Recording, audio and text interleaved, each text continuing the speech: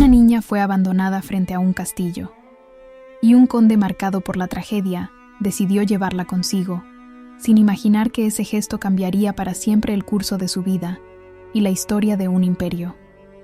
Te llevaré conmigo es un romance de época lleno de secretos familiares, amores prohibidos, conflictos de clase y redención. Una historia donde el pasado regresa como sombra, el amor florece en el silencio, y el destino espera entre cartas quemadas, reliquias imperiales y rosas que resisten al invierno. ¿Hasta dónde estarías dispuesta a llegar por el amor que te fue negado? Bienvenidos, soy Alba. Cuéntame desde dónde estás escuchando esta historia. ¿Y tú? ¿Crees que el amor puede vencer al tiempo y a las reglas de la sociedad? Busca un rincón tranquilo y déjate llevar. La historia está a punto de comenzar. Viena, Imperio Austrohúngaro, diciembre de 1901. La nieve caía con una cadencia lenta, como si el cielo llorara en silencio sobre los tejados de mármol y las estatuas dormidas de Schloss Eberhard. El aire olía a humo de chimenea y a soledad antigua, esa que se instala en las piedras de los castillos, donde los relojes han dejado de marcar la hora del amor. El conde Maximilian von Eberhard descendía por la escalinata principal tras una noche de insomnio. No había dormido desde hacía semanas. Los ecos de un piano callado, de risas perdidas, de nombres que ya no se pronunciaban, lo acompañaban como fantasmas fieles. Al abrir las puertas dobles del zaguán, un viento cortante lo envolvió, y sus botas crujieron sobre la alfombra blanca que cubría el patio interior. Y entonces la vio. Allí, junto al portón de hierro forjado, una niña yacía dormida, o tal vez desmayada, sobre las losas congeladas, envuelta en harapos y apenas cubierta por un chal delgado como un suspiro. Tenía los labios morados, las mejillas quemadas por el frío y las pestañas cubiertas de cristales diminutos. Una muñeca de trapo caía de su mano derecha, y entre sus dedos helados colgaba un relicario antiguo, con un emblema que el conde no reconoció de inmediato, pero que lo perturbó de forma inexplicable. Maximilian no pensó. Actuó. Se arrodilló junto a ella, la tomó entre sus brazos con delicadeza, como si la niña estuviera hecha de porcelana y memoria, y la envolvió con su capa de lana. El cuerpo de la pequeña era liviano, pero emanaba un calor casi imperceptible, como el último aliento de una vela antes de extinguirse. Mientras cruzaba el umbral del castillo, la nieve comenzó a caer con mayor fuerza, como si el destino quisiera borrar las huellas de aquella aparición. Apenas traspasó el vestíbulo, la condesa Amalia descendió desde la galería superior con el ceño fruncido y un rosario entre los dedos. «¿Qué has traído contigo, Maximilian?», preguntó con voz aguda, cargada de juicio y de miedo. «Una vida», respondió él sin mirarla, «y no pienso dejarla morir en la nieve». Amalia intentó replicar, pero el conde la ignoró. Caminó con paso firme hasta la habitación azul del ala este, donde alguna vez durmió su hijo. Allí ordenó que encendieran la chimenea, que trajeran mantas y agua caliente, y que nadie cuestionara su decisión. La servidumbre, aunque sorprendida, obedeció sin rechistar. Fue entonces cuando uno de los criados, el viejo Matías, se acercó con gesto tembloroso. «Milord, esta madrugada, cuando hacía ronda por los establos, vi a una mujer, cubierta por un velo negro. Se detuvo frente al portón, dejó algo, y desapareció por el bosque sin decir palabra». «¿La reconociste?», preguntó Maximilian, sin apartar la vista de la niña dormida sobre el lecho. «No, señor, pero llevaba un broche con el escudo de los Habsburgo. Lo juro por mi alma». El conde no dijo nada. Tomó el relicario con suavidad, lo abrió, y dentro encontró el retrato de una mujer bellísima, con un lunar bajo el ojo izquierdo y mirada triste. En la parte trasera, una inscripción desgastada en húngaro: «Has igazak visszatér», «Has ido mindent hoz». La verdad regresará. El tiempo lo trae todo. Esa noche, Maximilian se dirigió solo al mausoleo familiar. Bajo la escultura de mármol donde yacían su esposa y su hijo, se arrodilló. La nieve comenzaba a cubrir su capa. «No sé quién es», murmuró con voz quebrada, «pero esta niña no llegó aquí por azar, y si el cielo aún espera algo de mí, que sea esto». Al regresar al castillo, Amalia lo esperaba en la biblioteca, con la resolución helada de una noble criada para gobernar y no sentir. «Maximilian, no podemos permitirlo. Nadie sabrá quién es. Podría ser hija de cualquiera, una bastarda abandonada. La gente hablará. El escándalo. La criará esta casa», interrumpió él, con calma implacable. «Llevará el nombre de Anneliese. Recibirá educación, música, vestidos y libros. Será tratada con dignidad. Y si la sociedad quiere escandalizarse, que lo haga». Amalia retrocedió como si hubiese recibido una bofetada. Por primera vez en años, su hermano no había dudado. Esa noche, el castillo entero quedó en silencio. En la habitación azul, la niña dormía bajo un cobertor de lana, mientras las brasas crepitaban en la chimenea. Maximilian se sentó junto a ella, le acarició la frente aún húmeda y, sin saber por qué, comenzó a tararear una antigua nana vienesa que su madre solía cantarle de niño. La melodía flotó como una promesa entre los muros, y cuando llegó al último verso, la niña, sin abrir los ojos, sonrió, y en ese gesto, en esa sonrisa tímida y fugaz, el conde sintió, por primera vez en mucho tiempo, que el invierno tal vez no duraría para siempre. Los años que siguieron al hallazgo de la niña fueron silenciosos, como si el tiempo mismo se hubiese arrodillado ante aquel destino inesperado que acababa de cruzar los portones del castillo. Schloss Eberhard, con sus pasillos de mármol y candelabros antiguos, se convirtió en el mundo entero de Anneliese, esa pequeña criatura que llegó cubierta de escarcha y ahora aprendía a caminar por los corredores con la elegancia inconsciente de quien no sabe aún que está viva por milagro. El invierno que la trajo pasó, y con la primavera florecieron no solo los jardines exteriores, sino también la dulzura callada que brotaba entre la niña y el conde. No eran padre e hija, no eran señor y protegida, eran, simplemente, dos almas heridas que aprendían a convivir con sus cicatrices sin tocarlas. Anneliese crecía entre los libros de la biblioteca, las partituras antiguas en el piano de cola del salón de música y los largos paseos por los pasillos del ala oeste, donde las pinturas familiares la observaban con mirada severa. Aprendió a leer con rapidez, a distinguir los compositores, solo con escuchar unos compases, y a preguntar con ojos grandes cada vez que una palabra nueva se le escapaba como un pájaro entre los dedos. El conde Maximilian la educaba con paciencia de orfebre. No usaba palabras tiernas, pero se las daba con gestos, un abrigo nuevo en los días de viento, un cuaderno de notas encuadernado en terciopelo, un silencio respetuoso cuando ella ensayaba sus primeras melodías en el violín. Nunca la llamó hija. Nunca se permitió ese abismo. Pero cada mirada suya llevaba una ternura contenida, como esas cartas que uno escribe y jamás se atreve a enviar. Con el paso de los años, la servidumbre comenzó a verla no como una intrusa, sino como parte viva del castillo. Sin embargo, el pueblo cercano a Viena, tan aficionado a los rumores como a las misas dominicales, no tardó en bautizarla con un nombre cruel: la bastarda del conde. Las señoras del mercado comentaban que tenía el cabello demasiado claro para ser huérfana del bosque, que ningún noble recogía a una niña de la nieve sin una historia que ocultar, y que Maximilian, desde la muerte de su esposa, no había mirado a ninguna mujer. Anneliese, sin entender del todo lo que significaban aquellas palabras, comenzó a guardar silencio cuando bajaban a la ciudadela. Caminaba con la cabeza erguida, sin pedir nada, con las manos juntas como si llevara entre ellas una oración nunca pronunciada. Y cuando regresaba al castillo, corría hacia su refugio favorito, el invernadero abandonado junto al ala sur. Allí, entre cristales empañados por el tiempo y macetas rotas cubiertas de musgo, crecía un rosal silvestre.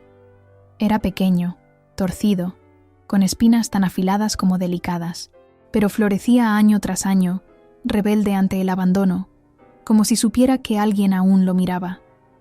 Annalise lo descubrió una tarde de otoño y se enamoró de su persistencia. Lo regaba en secreto, lo acariciaba con dedos cuidadosos y lo observaba crecer como se observa a un hermano menor. Nunca se lo mencionó a nadie. Aquel rosal era su confidente silencioso. Al caer la noche, cuando la casa se cubría de sombras y el viento silbaba por las grietas de los ventanales, el conde comenzaba a tocar el piano. No era un concierto. Era una conversación, una que nadie más comprendía, excepto Annalise. Ella se sentaba en las escaleras del corredor superior, donde no podían verla, y escuchaba. Cada nota parecía buscarla. Cada acorde era como un gesto que no se atrevía a ofrecerle de frente. Era el único momento en que sentía que él la comprendía sin palabras, que le hablaba sin voz, que la abrazaba con música. Pero no todos compartían esa cercanía muda. Amalia, siempre atenta a los movimientos dentro del castillo, observaba con creciente inquietud el lazo silencioso que unía a su hermano con la niña. Había en su mirada un juicio constante, como si calculara las consecuencias futuras con la misma precisión con la que contaba las cuentas de su rosario. Un día, sin consultar a nadie, contrató una institutriz, la señora Gertrude, alta, delgada, con olor a naftalina y un pasado como maestra en una escuela para hijas de diplomáticos. «La niña necesita límites», dijo Amalia, «y una distancia adecuada con usted, Maximilian». Él no replicó. Solo encendió un cigarro y se volvió hacia la ventana. Afuera, comenzaba a nevar otra vez. Gertrude instauró un nuevo orden. Las lecciones comenzaron a las 8, con reglas estrictas sobre postura, vocabulario y obediencia. Annalise, aunque dócil, sufría en silencio la brusquedad de aquella mujer que no toleraba la imaginación. El violín fue sustituido por ejercicios de caligrafía. Las caminatas por el jardín se limitaron a 20 minutos diarios, y el invernadero fue declarado espacio prohibido. El conde, ocupado con asuntos de guerra y diplomacia, no intervino. Pero las noches siguieron llenas de música, y las miradas que compartían, aunque distantes, no perdieron su lenguaje.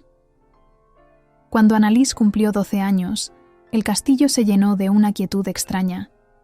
No hubo fiesta ni felicitaciones. Solo una carta sobre su cama y una maleta cerrada en la entrada. «Te han admitido en el internado de Saint-Hélène, en Suiza», dijo Amalia, sin mirarla a los ojos. «¿Por cuánto tiempo? Hasta que seas una señorita, o hasta que dejes de ser un problema». Maximilian no estuvo presente esa mañana. Había partido 2 días antes hacia Budapest por una reunión del consejo. No hubo despedida. Solo la promesa lejana de una educación mejor. Annalise no lloró. Subió a su habitación, tomó su cuaderno de notas y bajó sin hacer ruido. Antes de subir al carruaje, se desvió discretamente hacia el mausoleo familiar, aquel rincón de piedra donde el mármol guardaba silencio por los muertos. Allí, sin que nadie la viera, dejó una flor del rosal silvestre sobre la lápida de la esposa del conde, y otra junto al nombre del niño que nunca conoció. «Gracias por cuidarme desde donde están», susurró. «Prometo volver, cuando las flores despierten». Y así, entre suspiros y promesas no oídas, partió Annalise del castillo, sin saber que dejaba atrás algo más que un hogar. Dejaba la música, el invernadero, la mirada del hombre que nunca la llamó hija, pero que cada noche, sin falta, tocaba para ella una canción sin nombre.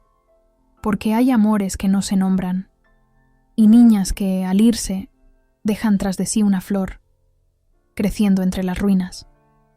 La primavera había regresado a Viena con una delicadeza inusual, como si no quisiera perturbar el sueño largo y doloroso del invierno.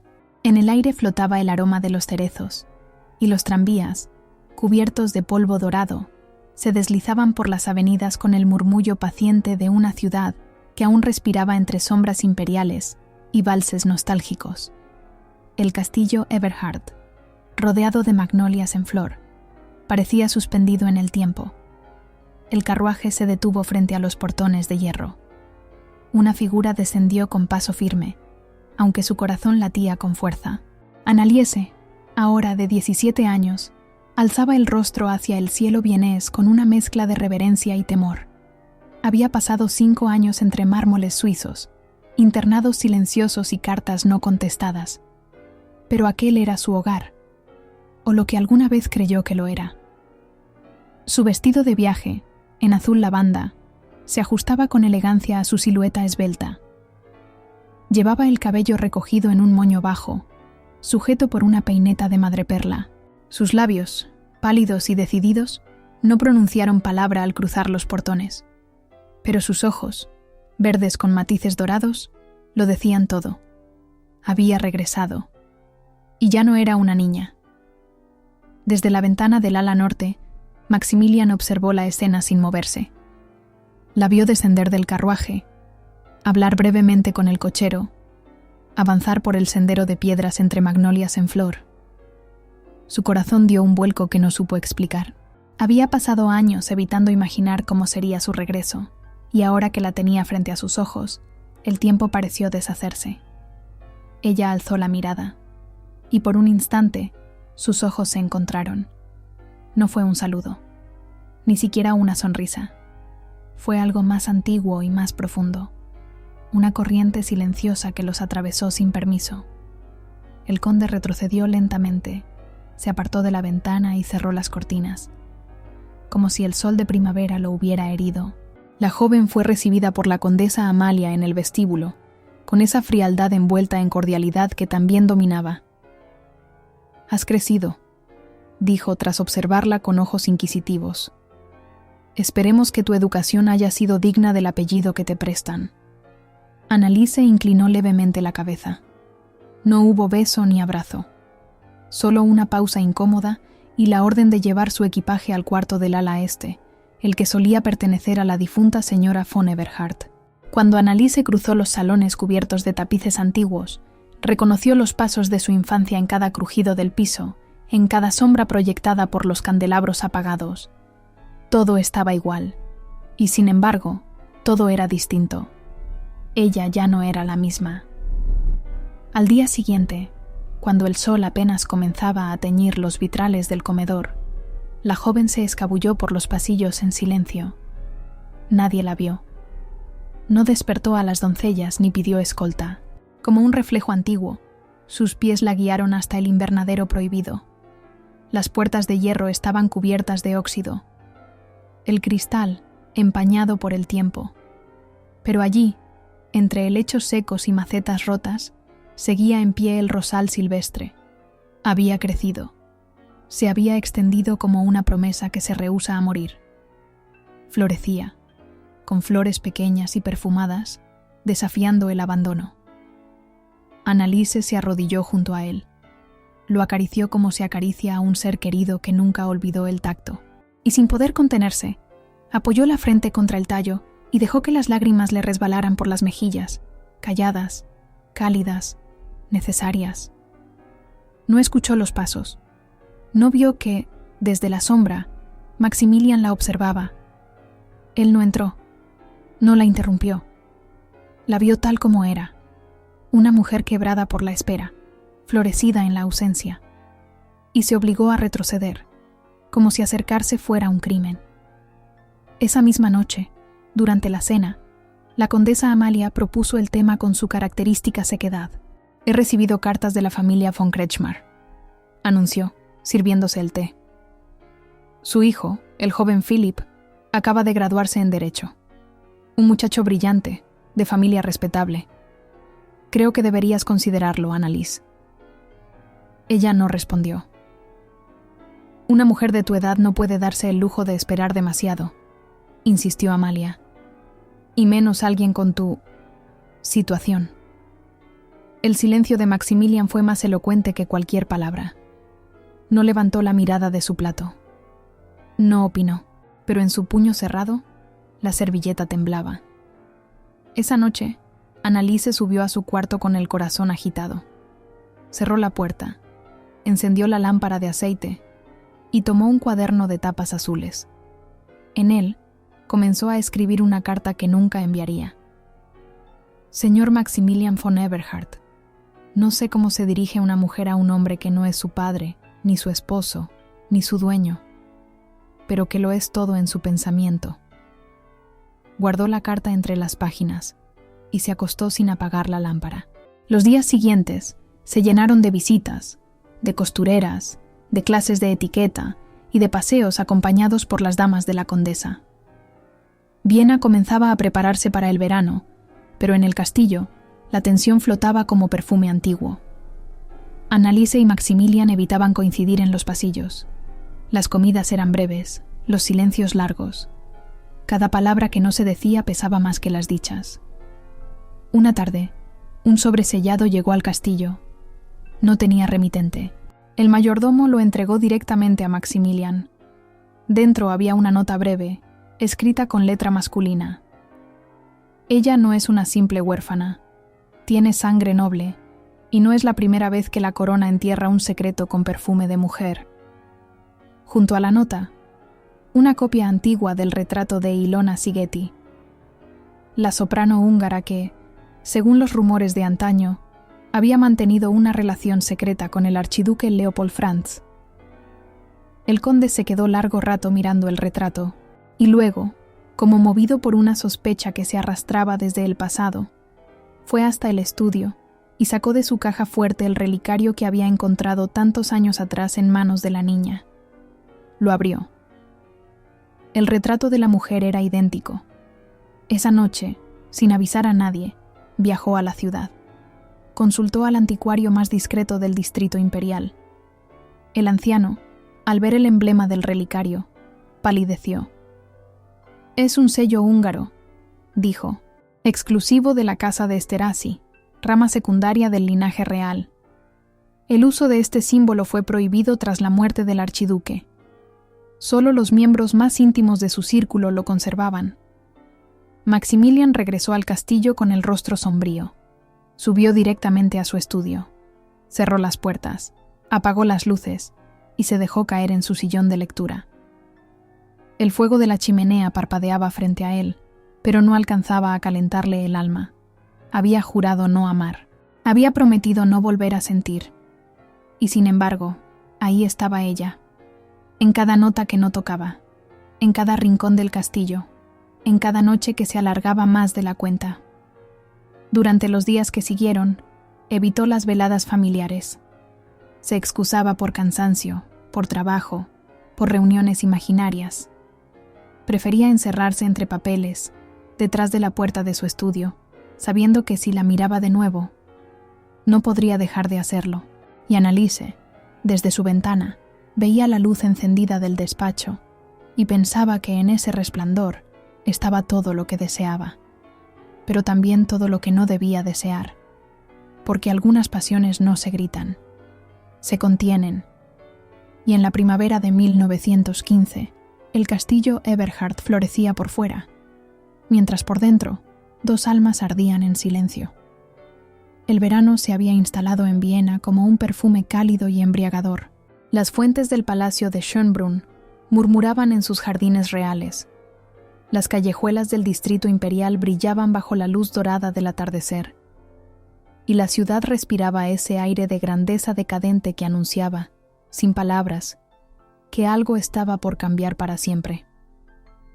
Esa noche, la alta sociedad vienesa se reunía en la Ópera Imperial para asistir a la gala benéfica organizada por la Casa de Habsburgo en favor de los soldados heridos en los Balcanes. Las familias más ilustres ocuparon los palcos dorados. Los salones se cubrieron de seda, música y miradas veladas, y la atmósfera parecía suspendida entre la elegancia y la tensión. Anneliese descendió del carruaje con una serenidad que no sentía. Su vestido de noche, en tono marfil con bordados de hilo dorado, se deslizaba como una nube sobre sus pasos. El escote recto dejaba ver apenas los hombros, y un camafeo antiguo colgaba de su cuello con la misma delicadeza de un suspiro olvidado. Sus guantes eran de encaje beige, y el cabello, recogido en un moño bajo adornado con una pequeña peineta de nácar, revelaba la línea de su nuca como un secreto reservado. Todos la miraron al entrar. No por escándalo, no aún, La miraban como se mira a lo que no se entiende. Una belleza inesperada, una presencia que no encajaba del todo en el molde de la aristocracia, pero que lo desbordaba con su sola existencia. Desde un rincón del vestíbulo, el barón Emil von Reichenbach la observó con una copa de champán en la mano. Alto, elegante, de cabello oscuro y sonrisa bien entrenada, era un hombre que sabía lo que deseaba y cómo conseguirlo. ¿Quién es ella?, preguntó a su acompañante. La protegida del conde von Eberhard, respondió la mujer. Dicen que llegó al castillo siendo niña, abandonada frente al portón. Nadie sabe bien de dónde vino, ni qué es. Emil sonrió. En su mente, aquello no era un misterio, era una oportunidad. La abordó entre el primer y el segundo acto, cuando el salón del intermedio se llenaba de conversaciones bajas, abanicos en movimiento y brindis discretos. «Baronesa, o señorita», dijo, inclinándose con exagerada cortesía. «¿Puedo tener el honor de conocer su nombre antes de perder por completo la razón?» Annalise lo miró, algo desconcertada, pero no pudo evitar una sonrisa leve. «Annalise», dijo simplemente, «no soy baronesa».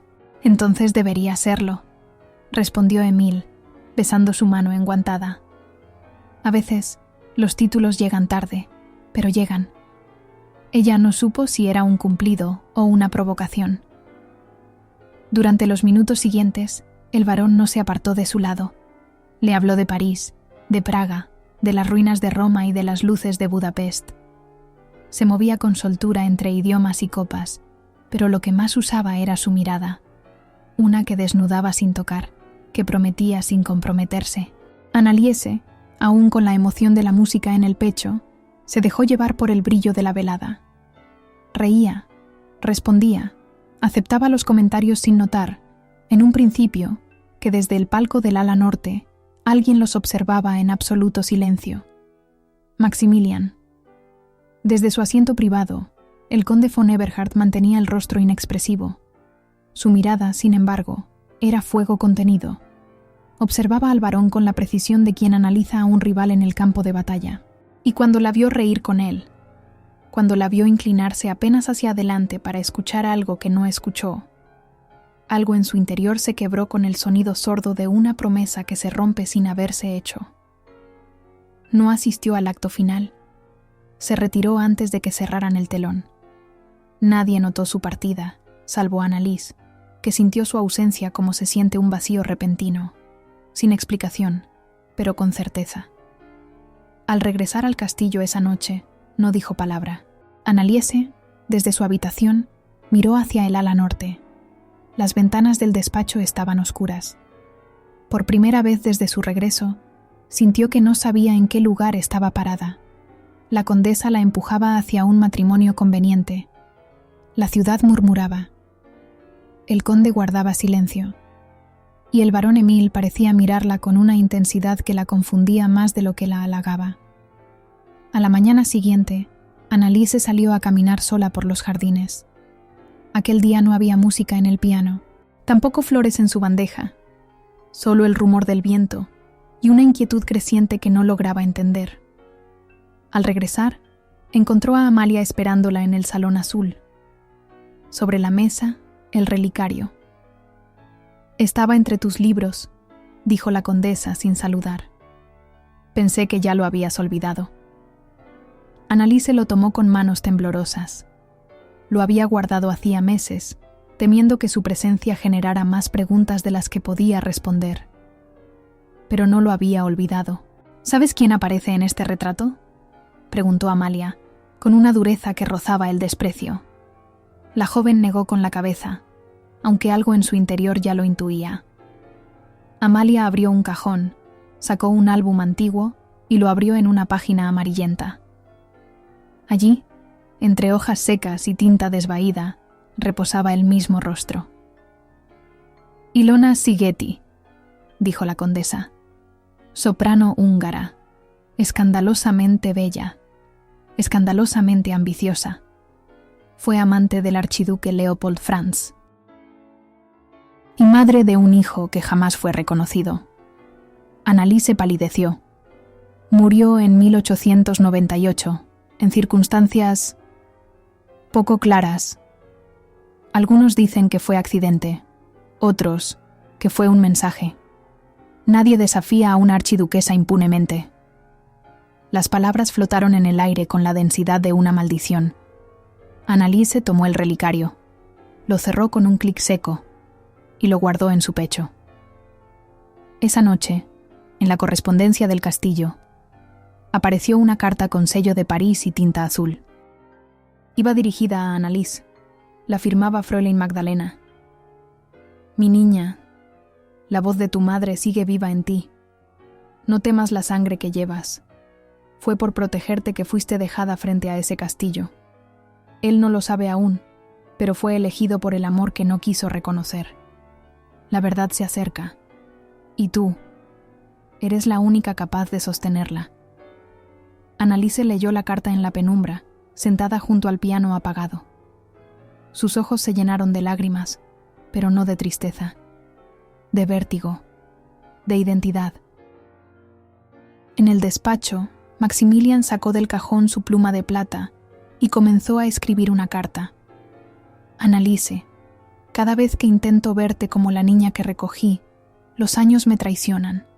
Ya no eres silencio ni reflejo, eres música, eres la nota que no me atrevo a tocar, y sin embargo, si no la toco, moriré sin haber vivido. Escribió, firmó, dobló, y no la entregó. La guardó, como tantas otras, en la caja fuerte de su pecho. Esa noche, Annalise soñó. Se vio de pie frente al espejo. Llevaba un vestido blanco, y tras ella, una figura femenina la observaba. No tenía rostro, solo una voz. El amor fue tu cuna y tu condena. Al despertar, el relicario aún colgaba de su cuello, y el perfume de la sospecha ya no era solo un rumor, era una presencia, una que respiraba con ella, una que ya no podía ignorar. La tensión entre Annalise y Maximilian no se expresaba en palabras, se tejía, lentamente, como un hilo invisible entre miradas que duraban más de lo debido, silencios que pesaban como confesiones no dichas, y gestos breves que contenían más ternura de la que se atrevían a reconocer. En los pasillos del castillo, sus encuentros eran esporádicos y aparentemente formales, pero bastaba que él le sostuviera la puerta, o que ella dejara caer un libro y él se inclinara para recogerlo, para que el aire se volviera espeso, como si la atmósfera entera contuviera la respiración. La biblioteca se convirtió en el campo silencioso donde aquella tensión se agudizaba. Era un lugar de refugio para ambos, pero nunca al mismo tiempo. Sin embargo, aquella tarde, el destino, o quizá algo más terco, los puso uno frente al otro. Annalise, de pie frente al ventanal, leía un volumen de poesía húngara. La luz del sol atravesaba los vitrales, tiñendo su rostro de tonos dorados y violetas. Su cabello, recogido de manera suelta, caía sobre su nuca en una curva que temblaba con cada movimiento leve de su respiración. Maximilian entró sin anunciarse. Al verla, se detuvo. Iba a marcharse, pero ella giró el rostro y sus ojos se encontraron. Fue apenas un instante, un segundo contenido. «Buenas tardes, señor», dijo ella con suavidad, cerrando el libro. «No sabía que estarías aquí», murmuró él sin moverse. Ella asintió, y en lugar de marcharse, avanzó hacia una mesa para dejar el libro. Él se acercó también, como si algo invisible lo arrastrara, como si el peso del momento no pudiera evitarse. Cuando sus manos se encontraron sobre el tomo, los dedos se rozaron. Fue apenas un contacto, un roce sutil, casual, inevitable, pero el silencio que siguió fue denso como una confesión reprimida. Ella levantó la mirada. Él no la apartó. No se dijeron nada. No hacía falta.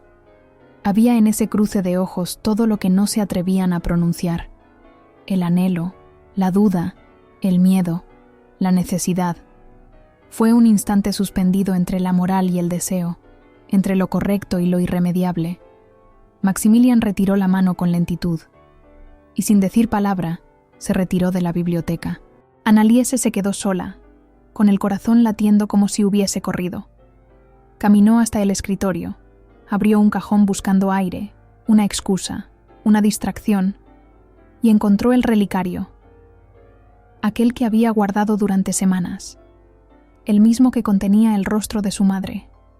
Lo sostuvo entre las manos, lo abrió. Nunca antes se había detenido a observar los detalles.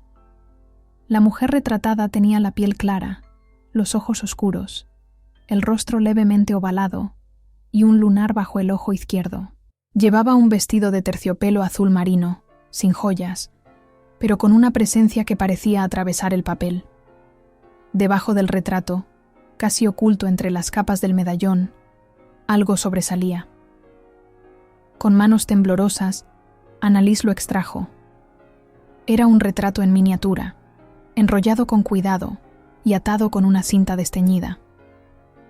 Al abrirlo, descubrió otra imagen de la misma mujer, esta vez con un niño en brazos. Un niño de cabello oscuro, que sonreía con inocencia. Anneliese sintió un escalofrío. Aquella mujer no era solo una imagen del pasado, era una historia suprimida, una vida borrada. Entonces la puerta se abrió de golpe. Amalia entró sin llamar. Su rostro estaba tenso, sus ojos brillaban con una mezcla de furia y temor. Al ver el relicario abierto sobre la mesa, se abalanzó hacia él. «¿Dónde lo encontraste?», espetó con voz helada. «Estaba entre mis cosas.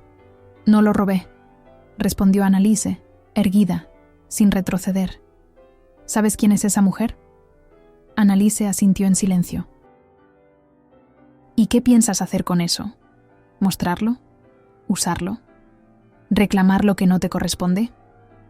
«No deseo títulos ni escándalos», replicó la joven. «Solo quiero saber quién soy». París ardía bajo el sol de agosto. No era el calor abrasador del sur, ni la bruma densa de Viena. Era un calor sutil, casi elegante, que se colaba entre los bulevares y hacía brillar las vidrieras de las librerías, los ventanales de los cafés y los balcones de hierro forjado cubiertos de flores cansadas. En aquella ciudad donde todo parecía hablar de arte, secretos y revoluciones, Anneliese llegó con una maleta de cuero desgastado, un relicario oculto bajo su blusa y un corazón que oscilaba entre la furia y la esperanza. La recibió Ernestine de Montclair, una tía lejana por parte de la madre del conde, a quien él apenas recordaba, pero en quien confiaba por su discreción. Ernestine era viuda de un diplomático belga y vivía sola en un apartamento del Marais, rodeada de alfombras persas, retratos de juventud en tonos sepia y jaulas de pájaros vacías que nunca se animaba a quitar. Tenía el cabello blanco recogido en un moño alto, los labios siempre pintados de carmín y una voz grave que usaba tanto para recitar versos de Baudelaire como para pedir pan a la criada. Sus ojos, sin embargo, conservaban la agudeza de quien ha leído demasiadas cartas ajenas y guardado más secretos de los que se atrevería a contar. «Bienvenida a París, Anneliese», dijo al verla, con una sonrisa torcida. «Aquí las mujeres ya no se desmayan por amor, aunque a veces todavía sangran por él». La joven no supo si reír o agradecer, asintió con timidez y cruzó el umbral de aquella nueva etapa, sin saber aún que las paredes de ese departamento conservarían para siempre el eco de sus descubrimientos más dolorosos. Ernestine, lejos de imponer normas, le ofreció libertad. La dejaba leer hasta tarde, escribir en su diario junto a la ventana y salir por las tardes acompañada de Lucien, la doncella que, aunque discreta, hablaba con los ojos. En aquel entorno nuevo, Anneliese comenzó a respirar de nuevo, aunque aún lo hiciera con cautela. Una mañana, mientras hojeaba libros en una librería de la Rue de Franc-Bourgeois, fue abordada por un hombre mayor, de barba blanca, sombrero de fieltro y bastón de marfil. «Perdóneme, mademoiselle», dijo con voz pausada. «¿Puedo hacerle una pregunta algo inusual?». Ella levantó la vista, sorprendida. El hombre la miraba con una mezcla de reverencia y asombro. ¿Usted es pariente de Ilona Sigeti? Anneliese sintió que el suelo se deshacía bajo sus pies. No supo si hablar, si huir, si fingir ignorancia. Pero su silencio fue suficiente. «Perdóneme», dijo el hombre bajando la voz. «Fui historiador de la ópera húngara durante más de 3 décadas. Esos ojos, ese rostro. La he visto antes, no en usted, en ella». Anneliese lo siguió sin palabras hasta una cafetería cercana. Allí, entre sorbos de café y páginas amarillentas, el hombre desgranó una historia que parecía arrancada de una novela prohibida. Ilona Sigeti fue la voz más sublime que haya salido del corazón de Europa, pero también la más peligrosa. Su relación con el archiduque Leopold Franz fue más que un escándalo. Fue una amenaza para el orden imperial. Ella no quería títulos, quería verdad, quería amor, y eso era inaceptable. El relato la sacudió. Cada palabra era una grieta más en la muralla de silencio que había rodeado su vida. El historiador le ofreció una tarjeta. «Hay alguien más que puede ayudarla», dijo. «Un anticuario que trabajó con las casas nobles del imperio. Sabe más de lo que aparenta». Esa misma tarde, acompañada de Ernestine, Anneliese visitó el taller de Monsieur de la Tour. Era un espacio estrecho, lleno de relojes sin cuerda, retratos olvidados, partituras, relicarios, cartas, medallas y lágrimas encerradas en cajas de madera. El anticuario examinó el medallón con guantes finos, como si se tratara de una reliquia religiosa.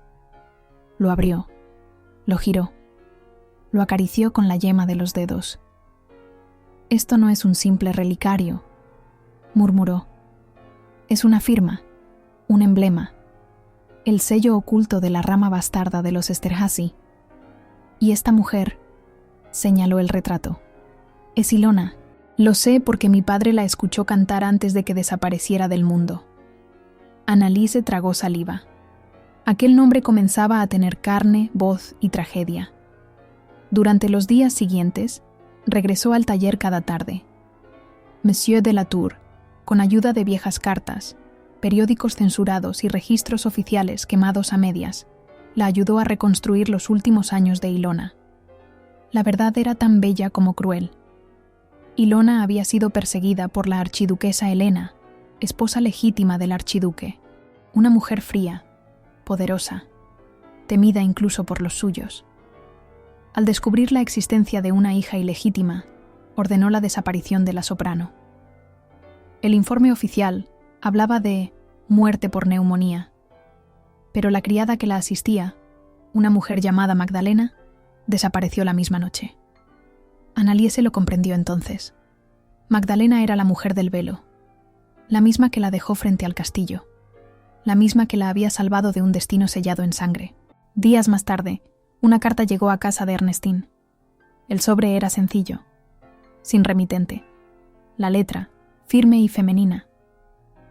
«Querida niña, no sé si me recuerdas, pero yo nunca te olvidé.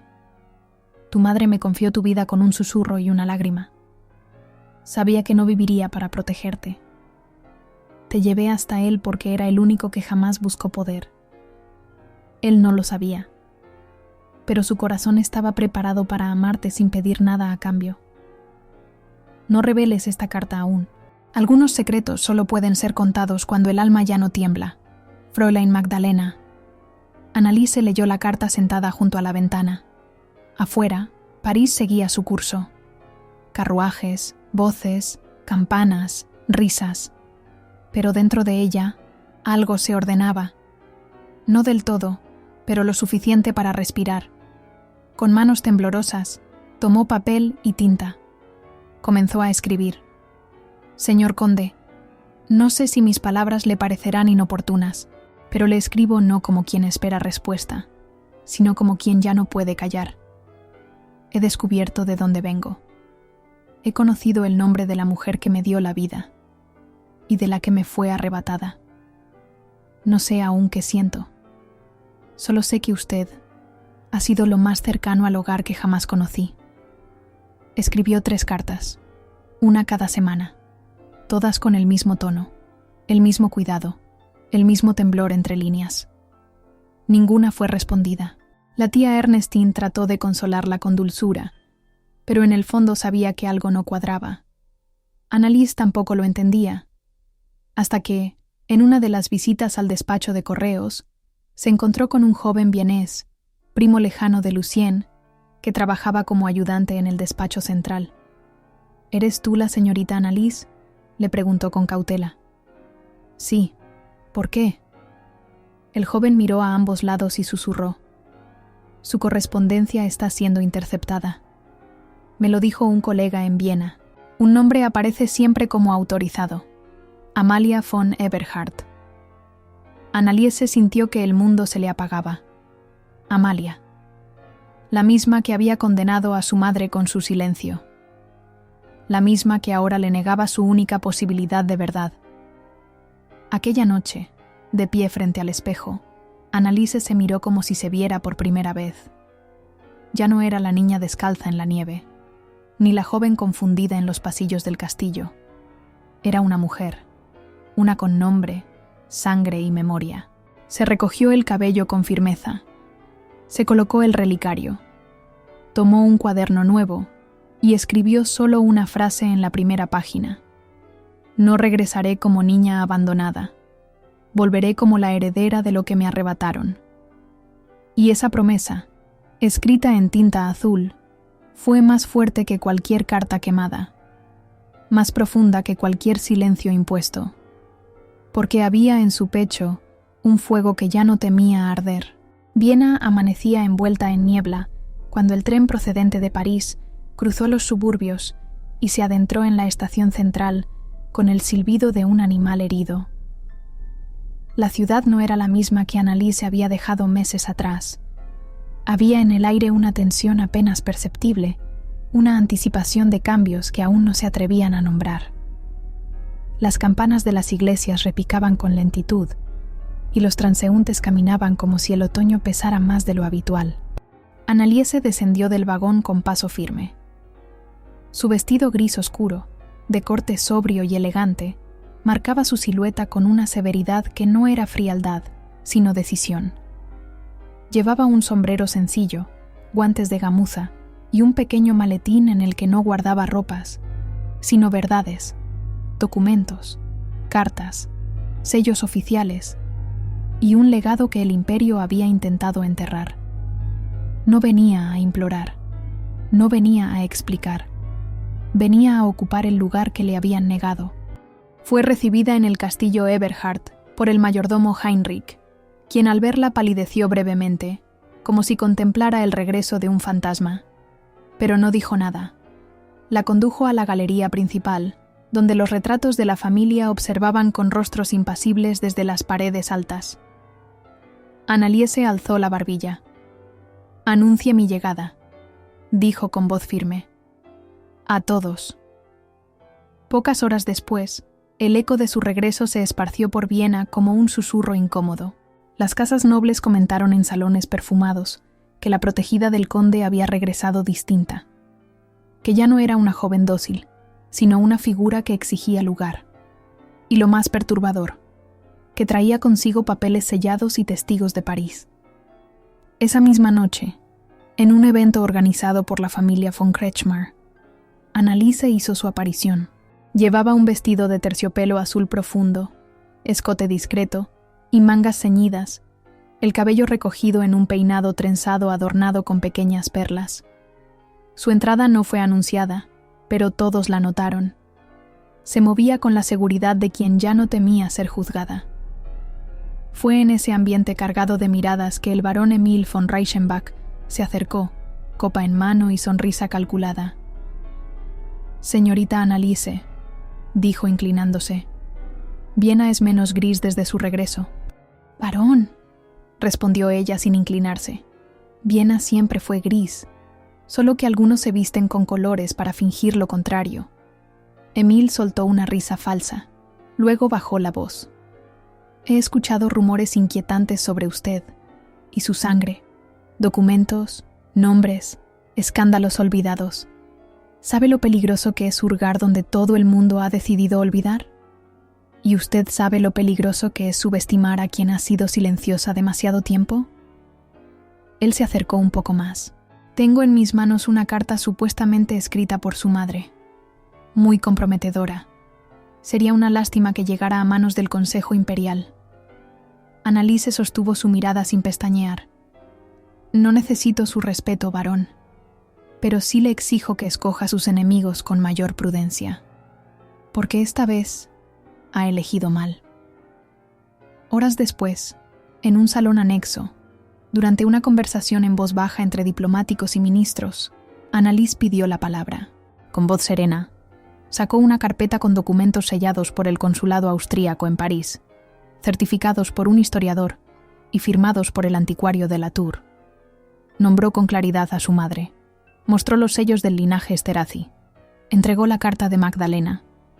Y con la misma firmeza con la que había cerrado el relicario aquella primera vez, desarmó cada una de las insinuaciones del varón. Al día siguiente, los periódicos apenas se atrevieron a mencionarlo, pero en los corredores del poder se tomó una decisión silenciosa. Emil von Reichenbach sería desterrado por manipulación de documentos imperiales. 3 semanas después, murió en Praga, en un duelo que nadie presenció, con el honor manchado y el nombre olvidado. Annalise no pronunció su nombre nunca más. Con la ciudad aún murmurando su regreso, una tarde de lluvia fina, Annalise decidió subir al ala norte del castillo. La condesa Amalia no había bajado desde que se anunció la llegada de la joven. Se decía que se mantenía en su habitación, rezando sin descanso, repitiendo letanías con la mirada perdida entre las cortinas de encaje. Annalise llamó una vez. No obtuvo respuesta. Abrió la puerta. La habitación olía a lavanda marchita. Amalia estaba sentada frente al espejo, vestida de luto riguroso, con un rosario entre las manos y los labios secos.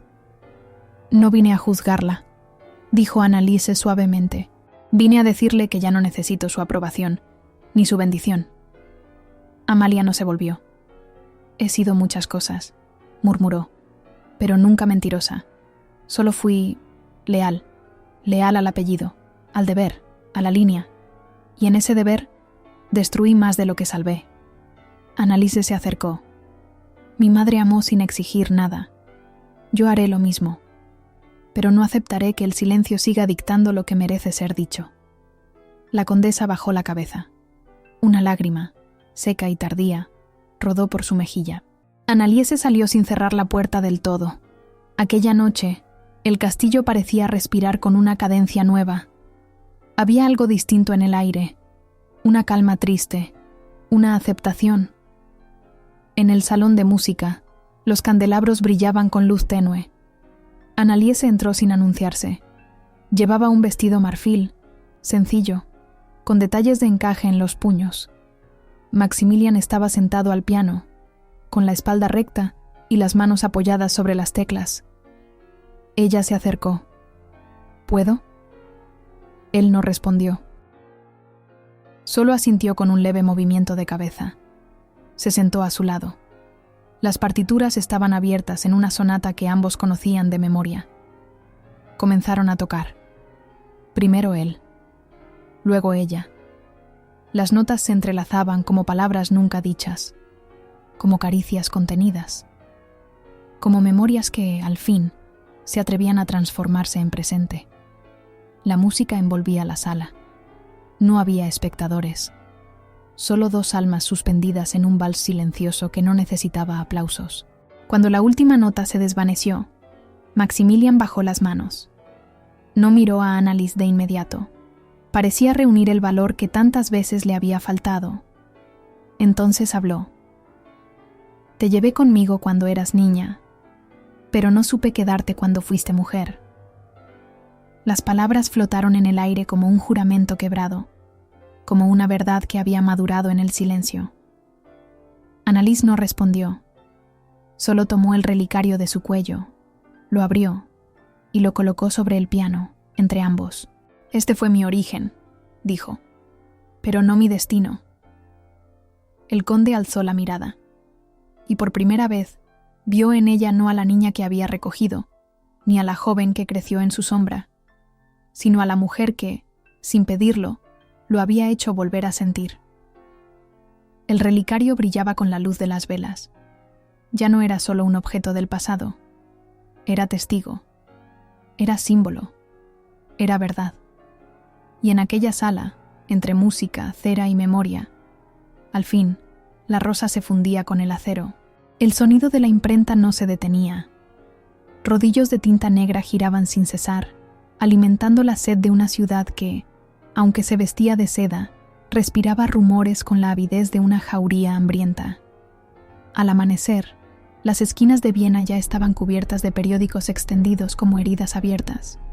El titular, en letras gruesas y temblorosas, ocupaba la primera plana. El conde von Eberhard y la heredera bastarda del archiduque, una historia de silencio y escándalo. Las palabras caían como espadas sobre las manos que las leían. Algunos se santiguaban. Otros, con sonrisas ladinas, murmuraban entre sorbos de café que, al fin, el castillo había revelado su secreto. Y en los salones de los altos mandos, las cabezas giraban con incomodidad hacia una sola figura, Maximilian. La noticia, con tono sensacionalista, relataba la supuesta adopción de una niña sin linaje claro, la crianza silenciosa bajo el techo noble de Schloss Eberhard y el eventual vínculo prohibido entre el conde viudo y la joven a quien Viena ahora llamaba, sin pudor ni compasión, la bastarda imperial. Aunque el artículo no incluía pruebas concretas, el daño ya estaba hecho. Lo insinuado tenía más fuerza que lo demostrado. Al recibir el periódico, Maximilian no frunció el ceño ni rompió la hoja.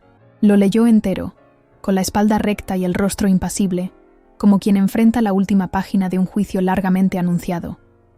Luego lo dobló con calma, lo dejó sobre el escritorio y se levantó. Sabía lo que venía. La exigencia de renuncia del Consejo de Guerra llegó esa misma tarde, firmada por el ministro de Defensa y acompañada de una nota privada que decía: «Tu silencio ha sido tu condena. Has protegido lo que debiste denunciar». Pero él no iba a defenderse. No por vergüenza, sino por dignidad. Esa noche, en el castillo, no hubo música. Las luces fueron tenues. Y en las escaleras, la condesa Amalia descendió envuelta en un silencio roto, con el rostro desencajado y los ojos perdidos en un horizonte que ya no reconocía.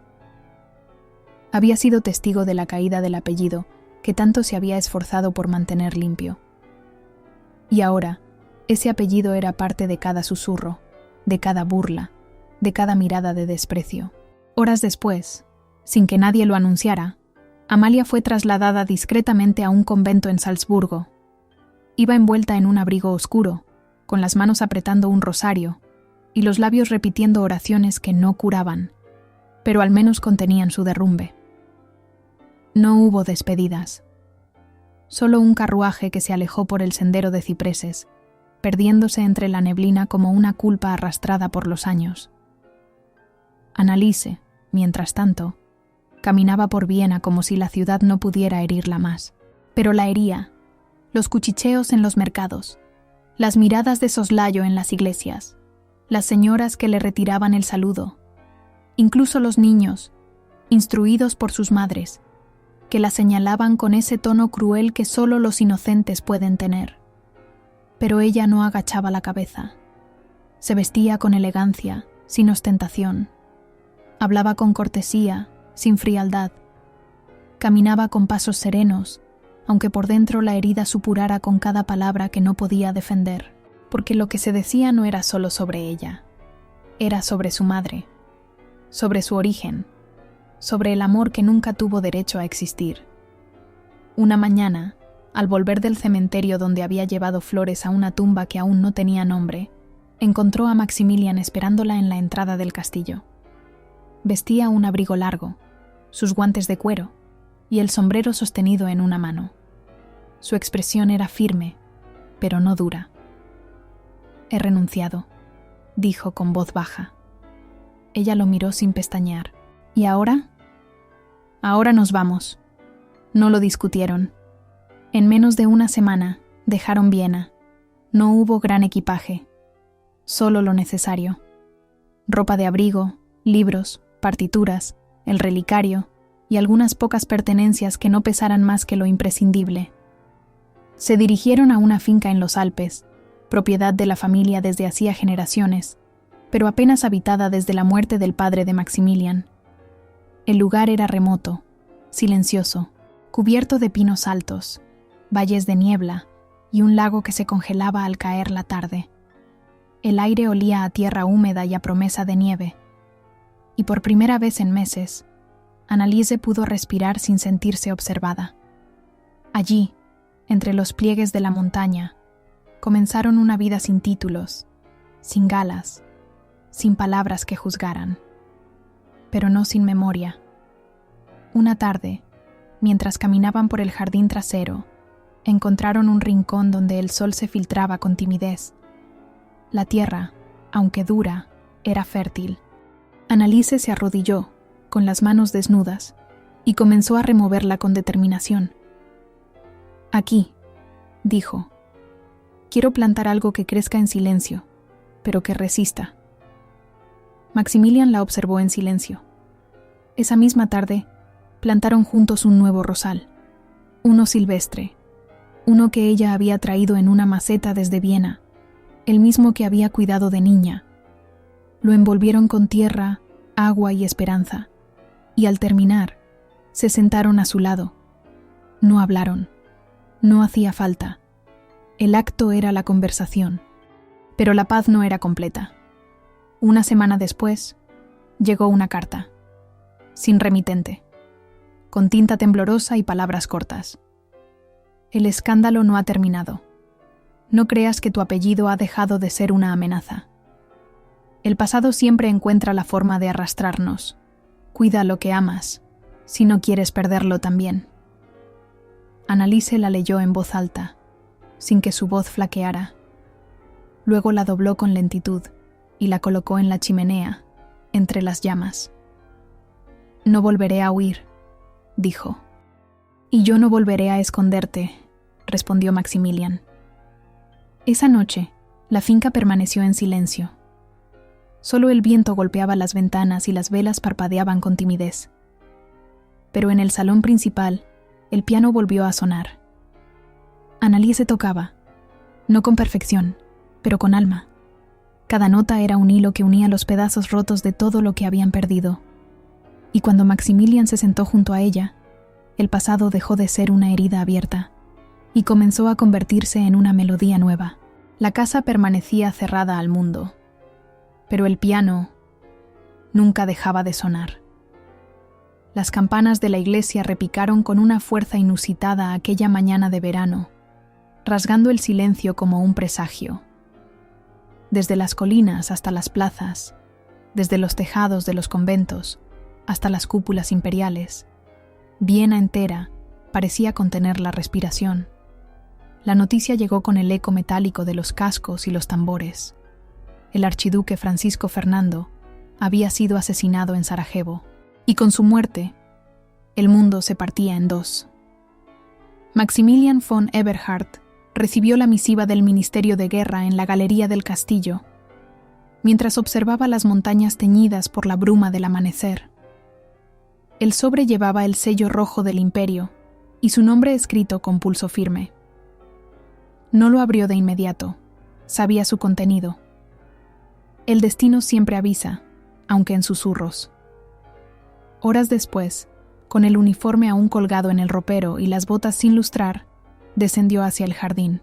Anneliese lo esperaba junto al rosal silvestre. Sus manos cubiertas de tierra y su cabello trenzado con flores hablaban de una paz que estaba a punto de quebrarse. «¿Te vas?», preguntó ella sin mirarlo directamente.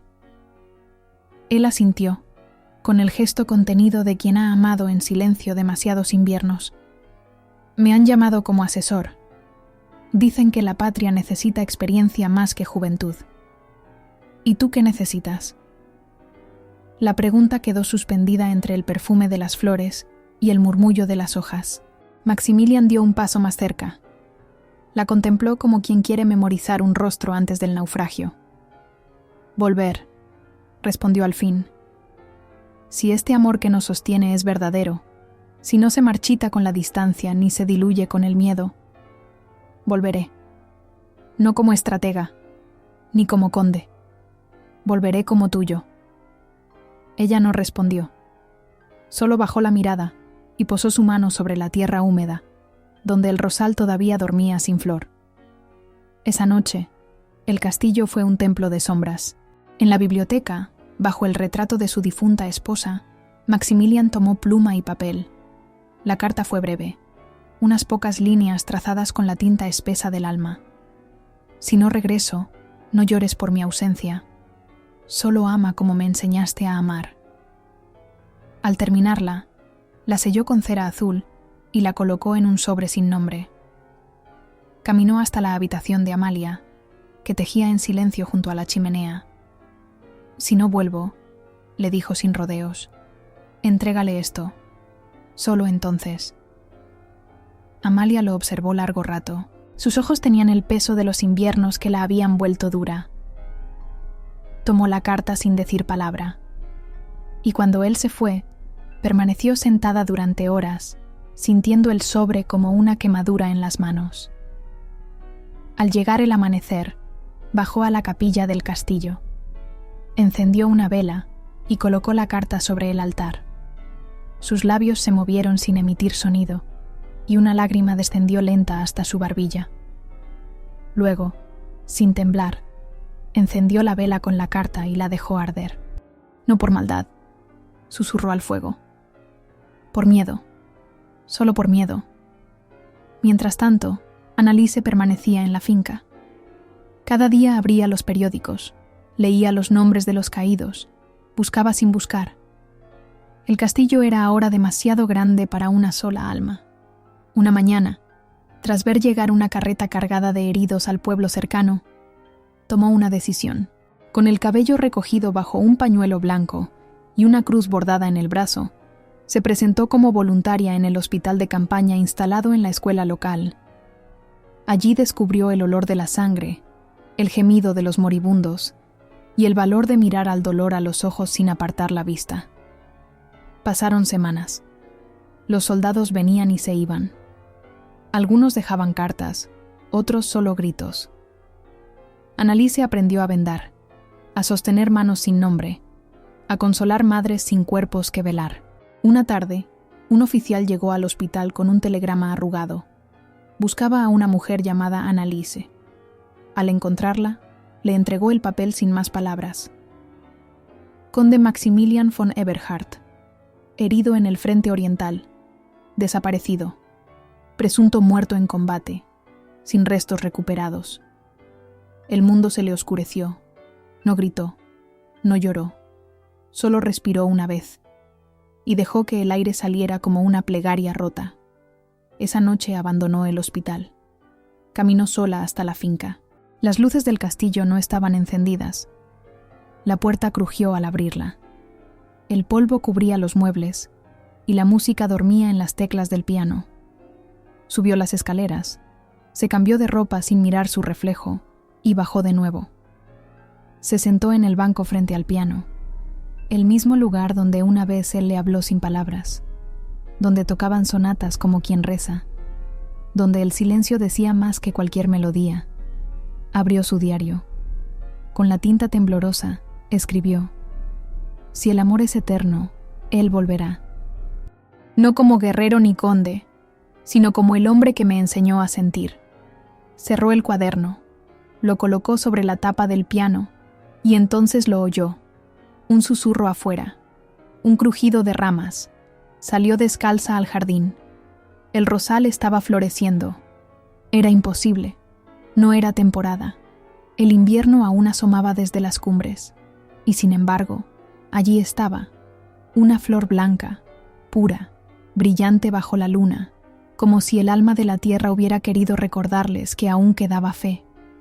Anneliese se arrodilló, pasó los dedos con delicadeza por los pétalos recién abiertos. «Todavía cree», susurró. Y esa noche, Al fin, no sintió miedo de esperar, porque la vida, cuando es sembrada con verdad, siempre florece, incluso entre ruinas. Los primeros días de la primavera llegaron tímidos, como si dudaran del derecho a renacer después de tanto invierno. Las montañas aún guardaban nieve en sus cimas, pero el valle comenzaba a despertar.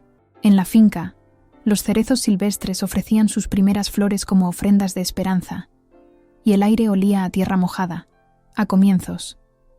Annalise, sentada frente al piano con las ventanas abiertas de par en par, dejaba escapar una melodía dulce y sencilla, apenas sostenida por los dedos que, aunque firmes, temblaban con cada nota.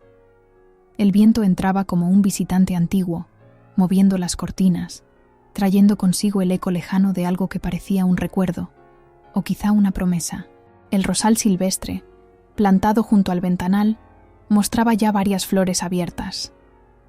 Sus pétalos eran más blancos que la nieve derretida, y se inclinaban hacia la música como si entendieran su significado. Entonces, el sonido de pasos arrastrados rompió la quietud. No eran los de un sirviente, no eran los de un forastero. Annalise alzó la vista, sin dejar de tocar. Una sombra se proyectó sobre el umbral de la entrada. Allí estaba él, Maximilian, más delgado, con el rostro cruzado por una cicatriz aún reciente y un bastón de nogal en la mano. El cabello, más gris que antes, caía en desorden sobre la frente. Llevaba una chaqueta oscura, desgastada por el viaje, y en su mirada brillaba una luz vencida, como la de un faro que ha soportado demasiadas tormentas. No dijo una palabra. Ella se puso de pie con lentitud, como si el tiempo, de pronto, se hubiese detenido. Caminaron el uno hacia el otro, como si el silencio fuera el único lenguaje que aún compartían. «Volví», murmuró él al fin, la voz rota, irreconocible. «Volví, porque nunca dejaste de llamarme». Ella no contestó. Solo lo miró como se mira a quien ha muerto una vez y ha regresado para devolverle el alma a quien quedó. No hubo abrazos desbordados, no hubo besos de novela, solo una emoción contenida, un temblor compartido, una lágrima que descendió por la mejilla de ella sin pedir permiso. Horas más tarde, se encontraron en el invernadero. Annalise, de rodillas entre rosas y tierra, limpiaba los tallos secos del invierno. Llevaba un vestido sencillo de lino y el cabello recogido de forma descuidada.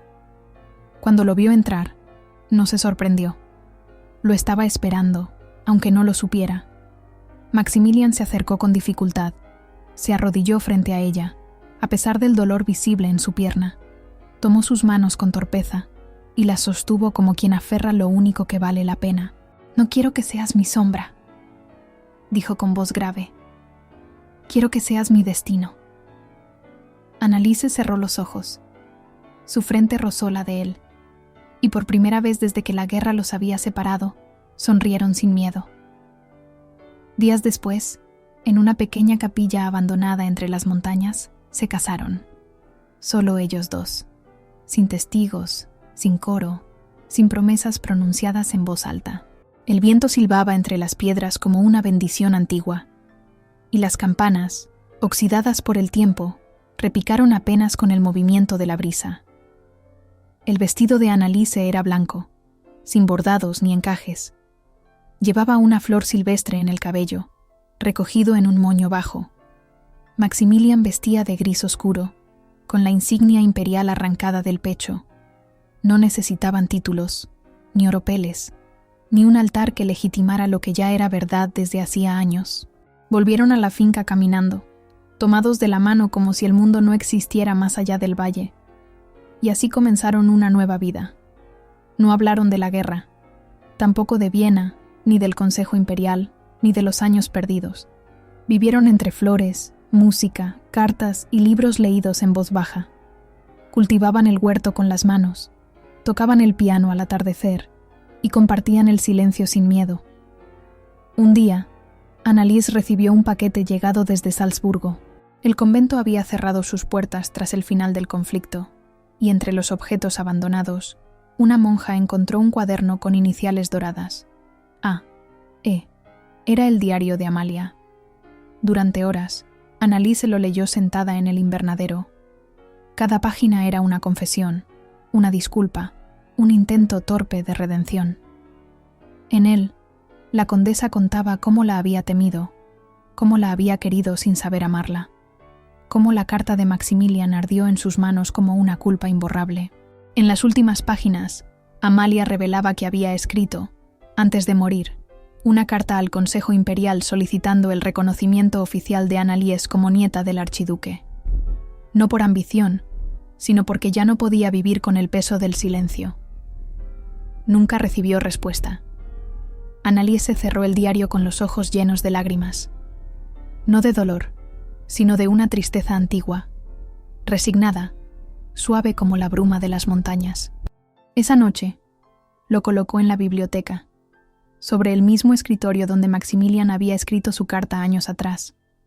El tiempo pasó, y con él las estaciones. Años más tarde, sentada junto al piano, Annalise comenzó a escribir una carta. No tenía destinatario real. Era para una nieta que aún no existía, o que tal vez nunca nacería. Le hablaba de su madre, de la guerra, del amor que desafía al tiempo y del valor de las decisiones tomadas desde el corazón. Terminó la carta con una frase que no necesitaba firma. «Te llevaré conmigo, siempre». La dobló con cuidado, la colocó dentro del diario de Amalia y lo guardó para el futuro. Esa misma noche, al cerrar la sala principal, sus dedos rozaron el relicario. Lo colocó con ternura sobre el piano. Ya no como símbolo de misterio, ni como objeto de una verdad negada, sino como testigo silente de una historia que había encontrado su cauce. Y allí quedó, sobre el piano donde todo había comenzado, donde una melodía olvidada se había convertido en promesa, donde el amor, por fin, decidió quedarse. Dicen que las grandes historias no terminan. Simplemente encuentran un lugar eterno donde descansar. Te llevaré conmigo no es solo una novela de época, es un canto al amor que persiste, a la verdad que florece incluso entre el silencio, y a la fuerza de quienes se atreven a abrazar su destino, aunque el mundo les dé la espalda. Como escribió Khalil Gibran, el amor no conoce su propia profundidad hasta el momento de la separación. Y esta historia nos lo ha recordado en cada página, en cada mirada contenida, en cada carta que no llegó y en cada flor que nació a pesar del invierno. Maximilian y Annalise nos enseñan que no hay escándalo que pueda destruir la verdad, ni exilio que borre la memoria de un amor sembrado con honestidad. Y sobre todo, nos enseñan que quedarse también es un acto de valentía. Si esta historia tocó tu alma, déjanos en los comentarios una palabra secreta que solo quienes llegaron hasta aquí conocerán. Relicario. Así sabremos que formas parte de quienes sienten con el alma, de quienes valoran la belleza escondida en las heridas que se vuelven alas. Cuéntanos qué te pareció esta historia. ¿Qué emoción te dejó? ¿Con cuál personaje conectaste más? Y si quieres seguir viajando por relatos igual de apasionantes, te invito a ver otras historias parecidas que he dejado para ti en las tarjetas. Porque mientras haya corazones dispuestos a sentir, habrá historias dispuestas a nacer. Busca un rincón tranquilo y déjate llevar. Nos vemos en la próxima historia.